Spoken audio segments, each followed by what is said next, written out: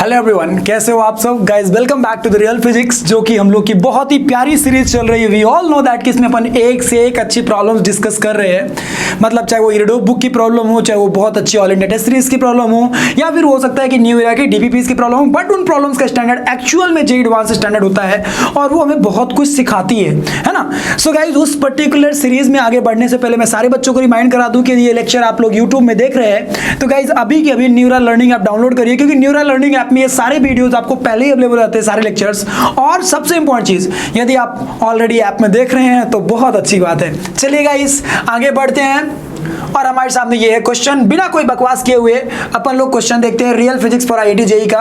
This is the question. बोला जरा, all the surfaces are smooth means there is no friction, there is no involvement of friction.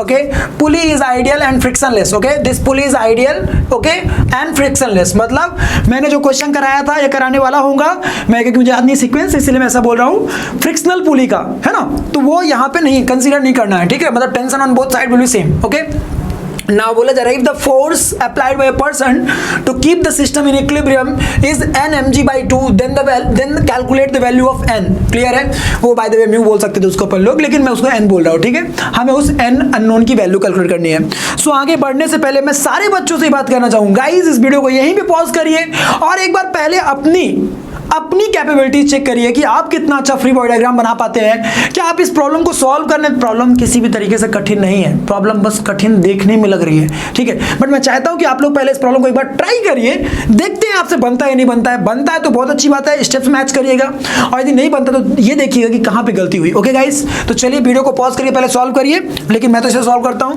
और अपन देख लेंगे इसको आगे अच्छे से, ठीक है। थोड़ा ध्यान से देखेंगे, बहुत ईजी है, बहुत ईजी है, इसमें कुछ टफ नहीं है। ध्यान से देखा जाए तो इस पर्टिकुलर मैं पुली की बात करूं तो इस पुली में इधर साइड क्या लटक रहा है, m मास लटक रहा है, और इधर साइड 7m मास लटक रहा है, ठीक है। तो सिंपल सा लॉजिक है, जब इधर की ओर ऐसे m मास लटक रहा है, इधर की ओर 7m मास लटक रहा है, तो क्या मैं ये बात बोल सकता हूं, मैं यदि ऐसे सोचूं इस पर्टिकुलर बॉडी की बात करूं, जो ये बॉडी हमारी है, जो ये वाली बॉडी है 7m मास की बॉडी है, जो है ना, जो ये 7m मास की बॉडी है, जो कि ऐसे देखने पे लग रही है, कुछ ऐसे देखने पे लग रही है, उसके बारे में यदि मैं ध्यान से बात करूं तो क्या मैं ऐसा बोल सकता हूं कि इस बॉडी के लिए यदि मैं सारे फोर्सेस के बारे में सोचूं, जैसा कि सिस्टम इक्विलिब्रियम में है, मतलब कोई एक्सेलरेशन होगा नहीं, तो यदि मैं ऐसा करता कि मान लो यहाँ पे मानता कि यहाँ पे टेंशन T लग रहा है, मैं यहाँ पे क्या मानता बेटा कि यहाँ पे टेंशन T लग रहा है, मैं यदि ऐसा मानता कि यहाँ पे टेंशन T लग रहा है, तो उस वाली बॉडी के लिए क्या लिखता, T नीचे की ओर लिखता mg, तो लिखता T = mg, ठीक है बेटा। सेम टेंशन इधर की ओर लग रहा होता तो इस पे T इधर की ओर लग रहा होता और 7mg नीचे की ओर लग रहा होता। 7mg नीचे की ओर क्यों लग रहा होता, क्योंकि इसका मास 7m है, तो इसके ऊपर इफेक्टिव फोर्स कितना आता है, इफेक्टिव फोर्स की वैल्यू आती है 7mg - T, तो T की वैल्यू कितनी mg है, तो इसके ऊपर नेट फोर्स आता है 6mg in downward direction, 6mg in downward direction. Actually हम डायरेक्टली वेट का डिफरेंस देख करके बोल सकते थे कि इधर की ओर mg से पुल कर रहा होगा, इधर की ओर 7mg से पुल करेगा, तो नेट इस पे आ जाएगा 6mg नीचे की ओर। एक्चुअली ऐसा ऑलवेज होता नहीं है ना, ये तब हो रहा है जब ये सिस्टम मूव नहीं कर रहा, whole system is in equilibrium, that means whole system is in rest and the net force acting on the bodies are 0, तब ऐसा बोल पा रहे हैं। ओके, सो मैंने ध्यान से बोला कि इस पर्टिकुलर बॉडी पे देखा तो इस वाली बॉडी पे नीचे की ओर कितना फोर्स लग रहा होगा, 6mg। क्लियर है? 7mg इसका खुद का वेट, ऊपर की टेंशन T -mg हो गया, बचा 6mg। अब मैं यदि इसका फ्री बॉडी डायग्राम बनाने जाऊं तो इस पर्टिकुलर फ्री बॉडी डायग्राम पे ध्यान से देखो। अब क्वेश्चन में बोला क्या था, क्वेश्चन में ध्यान से देखो आगे बढ़ने से पहले। ऑब्वियस है क्वेश्चन तो पहले ही पढ़ चुके हैं, बट फिर भी एक बार दोबारा बता दूं मैं। हमसे पूछा जा रहा है कि if the force applied by person, मतलब ये पर्सन जो है उस ब्लॉक पे फोर्स लगा रहा है भाई F, ठीक है ना, तो उस F की वैल्यू क्या होगी, ये हमसे पूछा जा रहा है। तो अपन वो F की वैल्यू तभी बता पाएंगे जब ये पता चलेगा कि इस बॉडी की वजह से कितना नॉर्मल फोर्स इस पे लगाया जा रहा है, जिससे कि उस नॉर्मल का एक हॉरिजॉन्टल कंपोनेंट होगा जो कि इसके बराबर होगा। अदरवाइज होगा क्या, ये बॉडी मूव कर जाएगी इधर की ओर उस नॉर्मल कंपोनेंट, नॉर्मल के उस कंपोनेंट की वजह से। लेकिन यदि ये आदमी भी उधर की ओर उतना ही फोर्स लगाता रहेगा उस कंपोनेंट के बराबर, तो वो बॉडी उसी तरह से इक्विलिब्रियम में मेंटेन रह पाएगी। तो चलो भाई ध्यान से देखते हैं, इस पर्टिकुलर बॉडी पे नॉर्मल हमारा कुछ ऐसा लग रहा होगा, सरफेस के परपेंडिकुलर लाइक दिस, सरफेस के परपेंडिकुलर कुछ ऐसा नॉर्मल लग रहा होगा लाइक दिस, ठीक है। अब ध्यान से देखा जाए तो ये एंगल 37 डिग्री है, ये एंगल हमारा कितना है, ये एंगल हमारा 37 डिग्री है, this angle is 37 degree. Okay, so if this angle is 37 degree, तो ध्यान से देखा जाए तो यदि मैं यहाँ से देखूँ तो ये एंगल भी कितना आ जाएगा, 37 डिग्री ही आ जाएगा। ठीक है, ये कैसे मुझे पता चला, ये मुझे ऐसे पता चल जाएगा कि ध्यान से देखो तो मैं यहाँ से नॉर्मल ड्रॉ कर दूँ, मतलब ऐसे एक पैरेलल लाइन ड्रॉ कर लूँ, तो ये एंगल 37, तो ये भी 37, तो ये बचा कितना हो जाएगा 53, तो यदि ये 53 तो ये कितना हो जाएगा ऑब्वियस है 37। तो इस तरीके से मुझे आइडिया लग गया कि भाई ये एंगल 37 होगा। तो उस 37 के हिसाब से ध्यान से देखा जाए तो उस n के दो कंपोनेंट होंगे, एक कंपोनेंट इधर की ओर आएगा और एक कंपोनेंट इधर की ओर आएगा, है ना।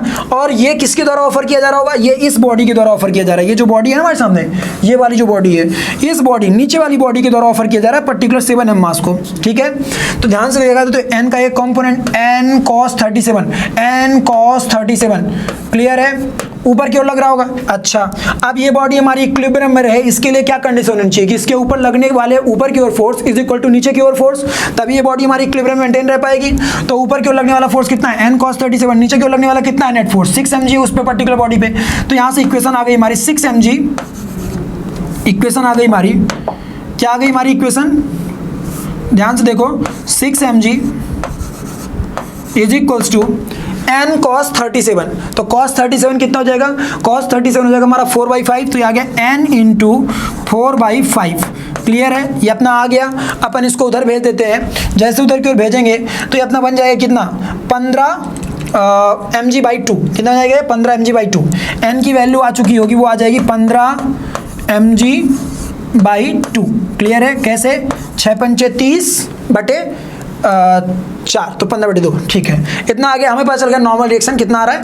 ये नॉर्मल रिएक्शन n किसके द्वारा ऑफर किया जा रहा है, किसके द्वारा ऑफर किया जा रहा है बेटा, ये इस पर्टिकुलर ब्लॉक के द्वारा ऑफर किया जा रहा है, ऊपर वाले ब्लॉक को। मतलब जितना इसने उसको नॉर्मल दिया होगा सेम पैटर्न पे उस वाले ब्लॉक ने इस ब्लॉक पे, जो नीचे ब्लॉक है, जो नीचे हमारा ब्लॉक है, मैं इसको रफ कर रहा हूँ, कोई जरूरत नहीं मुझे, जो हमारा नीचे ब्लॉक था उस पर भी उसने उतना ही फोर्स लगाया होगा, लाइक ऐसा कुछ लगाया होगा, कितना 15/2 mg, इतना ही फोर्स लगाया होगा उसने भी।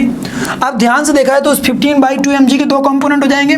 यदि मैं इनको ध्यान से देखूं तो एक कंपोनेंट इधर की ओर हो जाएगा, एक कंपोनेंट इधर की ओर हो जाएगा और एक कंपोनेंट इधर की ओर हो जाएगा। चलो ठीक है, ये वाला कंपोनेंट तो अर्थ से आने वाले नॉर्मल से बैलेंस हो जाएगा, लेकिन ये वाला कंपोनेंट जो रहेगा उसको बैलेंस कराने के लिए ये पर्सन कुछ ना कुछ फोर्स लगा रहा होगा, जिससे कि इस पर्टिकुलर बॉडी पे, जो नीचे वाली बॉडी है, इस पे net force in horizontal direction 0 रहे, जिससे कि सिस्टम हमारा इक्विलिब्रियम में मेंटेन रहे। यदि ऐसा होता है, मान लो कि ये इतना फोर्स नहीं लगा पाता जितना कि ये हॉरिजॉन्टल कंपोनेंट आ रहा है नॉर्मल का, तो फिर उस केस में वो ब्लॉक मूव कर जाएगा। तो ब्लॉक मूव ना करे नीचे वाला, उसके लिए उस पर्सन के द्वारा अप्लाइड फोर्स F को उस n के उस कंपोनेंट के बराबर होना चाहिए। सिंपल सा लॉजिक है। तो हम ध्यान से सोचते हैं, मान लो हमारा नॉर्मल ऐसे आ रहा है, ठीक है, ये एंगल 37 था, ये एंगल हमारा 37 है। आप ध्यान से देखा तो इसके दो कंपोनेंट ले रहे हैं, एक कंपोनेंट ऐसा, एक कंपोनेंट ऐसा ले रहे हैं, ठीक है। तो ये 37 है तो ये 53 हो जाएगा, तो ये हमारा 37 हो जाएगा, तो ये एंगल कितना हो जाएगा 53 हो जाएगा। तो n का वो कंपोनेंट जो कि इधर की ओर लग रहा होगा, दैट इज n cos 53। तो हम ये बात बोल सकते हैं कि F should be equals to n cos 53। Clear है, n cos 53 F should be equals to, तो F की वैल्यू कितना दे रखा है n mg/2, तो यार हमने इसको पुट कर लिया n mg/2। क्लियर है, या म्यू mg/2 जो भी बोलो उसको, ठीक है, is equals to n cos 53। तो n की वैल्यू कितनी है 15/2 mg, ओके। और cos 53 की वैल्यू कितनी हो जाएगी, cos 53 की वैल्यू हो जाएगी 3/5, ओके। तो 3/5 पुट कर दिया यहाँ से, ठीक है। तो ये आ जाएगा 5 से 5 कट गया, ये हो गया तो ये सॉरी ये बचा 3, ये आ गया 3, तो 3 3 जा 9, mg से mg के काट डाला, 2 से 2 काट डाला, तो हमारा वैल्यू आ चुका है n इज इक्वल्स टू जो हमारा क्वेश्चन था उसका आंसर आ चुका है n is equals to 9। Clear है, जो कि हमसे क्वेश्चन में पूछा गया था कि उस n की वैल्यू क्या होगी। इस पूरे क्वेश्चन को सॉल्व करने के लिए एक्चुअली मुझे जरूरत किसकी पड़ी, पूरा क्वेश्चन थोड़ा ध्यान से देखेंगे, जिससे कि किसी बच्चे को यदि कोई भी कंट्राडिक्शन हो, कोई भी कंफ्लिक्ट हो, तो वो पूरा माइंड से क्लियर हो जाए। थोड़ा ध्यान से सोचिएगा मेरे साथ कि एक्चुअली हो क्या रहा है, कि यदि मैं फ्री बॉडी डायग्राम सही बना लूंगा तो क्वेश्चन इजी हो जाएगा, लेकिन मेन तो यही है कि फ्री बॉडी डायग्राम कैसे बनाएं। तो मैंने देखा कि भैया ये पर्टिकुलर जो ब्लॉक है, ये जो ब्लैक कलर से दिख रहा होगा आप लोगों को, अच्छे से ध्यान से देखिएगा, जो ये पर्टिकुलर ब्लॉक है, ये जो पर्टिकुलर ब्लॉक है, एक सेकंड क्या हो रहा है इसका,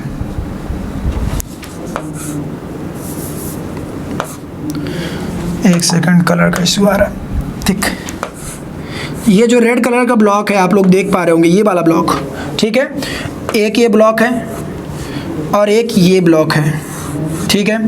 अब हो क्या रहा है, ये ब्लॉक इधर mg4 से पुल किया जा रहा होगा, इसके ऊपर नीचे की ओर 6 mg लगेगा, सॉरी 7 mg लगेगा नीचे की ओर, उसके खुद के वेट की वजह से। लेकिन ये ध्यान से देखो तो ये वायर टेंशन टी से उसको ऊपर की ओर पुल कर रही होगी, तो इसके ऊपर नेट इफेक्टिव फोर्स कितना आ गया, 6 mg। अब ये बॉडी मूव ना करे तो सिंपल सा लॉजिक है कि जो ये नीचे वाली बॉडी की द्वारा नॉर्मल रिएक्शन प्रोवाइड कराया जा रहा होगा, उसका एक कंपोनेंट इस फोर्स को बैलेंस करना चाहिए 6 mg को, वही हमने करा लिया था, वहां से मैं नॉर्मल की वैल्यू पता चल गई। अब मुझे आइडिया लगा कि जितना इस वाली सरफेस ने इसको नॉर्मल ऑफर किया, सिंपल सा लॉजिक है, ऊपर वाली बॉडी भी उसको उतना ही नॉर्मल ऑफर करेगी ऐसे।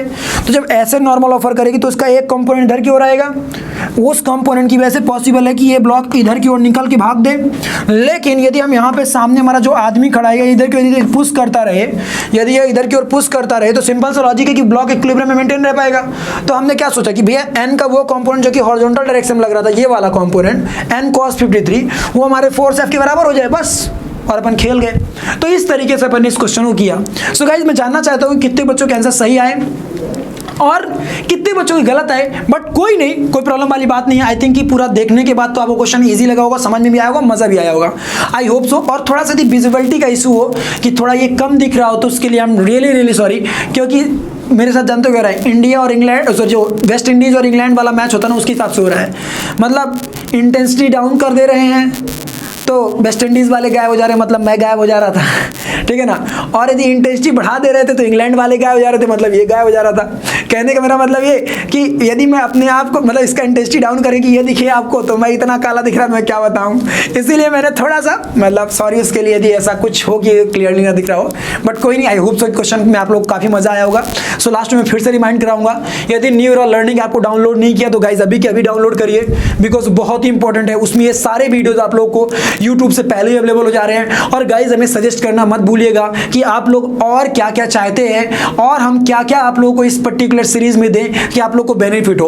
और बहुत ही जल्द हम लोग न्यूरा का क्रैश कोर्स भी लॉन्च करेंगे एडवांस का, बट वो देखेंगे टाइम के साथ, पहले तो आप इसे एंजॉय करिए। Okay guys, thank you, love you all, take care. Channel पे नए हो तो चैनल को सब्सक्राइब करके जाना। थैंक्स।